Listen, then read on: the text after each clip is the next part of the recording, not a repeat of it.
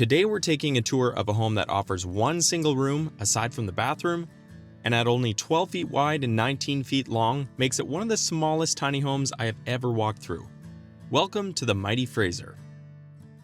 I want to get something out of the way right away, and that's the fact that this home is not designed for everybody. That should be pretty obvious. This floor plan is purpose-built for those who are looking for additional housing on land that already has housing on it. And what does that mean? Well, in this case, I spoke with the builders of the home, and they said the customer who ordered this home wanted this designed for a family member who would be staying on their property, but not in their primary house. Now that being said, the home still includes pretty much everything you need other than a laundry unit because they've decided they'll do their laundry in the primary home, but this really does have everything you need for a single person who's looking for accommodation. So as soon as you walk in here, you're gonna see pretty much the entire home, with the exception of the bathroom in the back. But the nice thing about having a tiny home this small is that you hit 3 birds with 1 stone. You have your living room, your bedroom, and your kitchen all in the same room. Now, obviously the corner I'm sitting in has been designated to be the bedroom. I'm sitting on a single bed. You could probably fit maybe even a queen size bed if it butted up right against the door here. One thing I might actually change about the space is putting a Murphy bed in place rather than just a fixed bed to the floor. That would allow me to push the bed up and out of the way during the day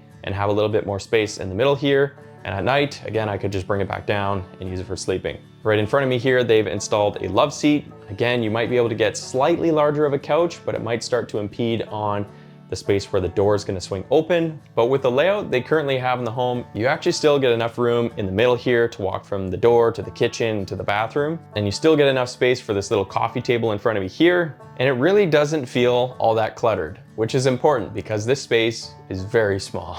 I would say one of the best features of the home is definitely the 10-foot ceiling. We don't have lights on today, but you have LED lighting in the ceiling here. It's a tongue and groove and shed style roof. And that combined with a few windows that we have around in this space, it actually keeps this area nice and open. Now, one really cool design aspect they've included in this build is you'll notice the interior walls here are actually just finished in a simple plywood, and you'll see they're screwed right into the studs of the wall. The reason I like this is because number one, it kind of just feels like a cabin in here, and I like that, it's nice and warm. But number two, if for whatever reason you needed to get in behind the wall, you're not punching out drywall, you can actually just screw off your wall panels, like if you wanted to paint it or something like that, and then you can screw it back in. So it makes customizing this space super easy. And again, if for whatever reason you needed to get into the internals of the wall, it's really easy to do. And because this home is 12 feet wide, you could still put a TV on the opposite wall, and there's enough space in between the seating area and the TV where you're not gonna be staring up at it or feel like you're too close. So I like that.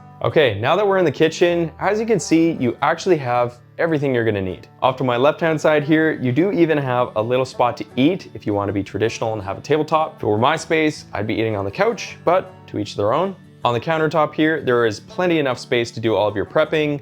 Once again, for yourself. You've got an electric induction cooktop, it looks like, off to the middle here. Nice big stainless sink. And then off to the right-hand side of the kitchen, below the countertop, you also get a mini fridge. Above the cooktop, you have an exhaust fan, and then you have exposed shelving on the left and the right here to store anything you might need. Now, keep in mind, these walls you can mount things to. So if you didn't want exposed shelving, you can put in cabinets, you can put in more shelving, whatever you needed. So don't freak out in the comments. Just beneath the countertop here, you've got your traditional storage underneath the sink, and then you've got a little bit of drawer storage right in the middle here. And one thing I really love is all of these are soft close. Finally, off to my right-hand side, as you can see, we have the bathroom. Once again, in the bathroom, you're gonna find everything you actually need inside of a bathroom. Off to my left-hand side, you have a residential flush toilet. Right in front of me here, we've got a vanity, a nice little mirror above it, and then lighting here. And something you guys probably can't see from there, but above me here, just above my head in the ceiling, they've been able to store the hot water tank. So it's up and out of the way, but you still get hot water. And then in front of me and behind you guys is the shower. The shower here is a nice big fiberglass shower, which I think is about 4 feet across. So you have plenty of room in here.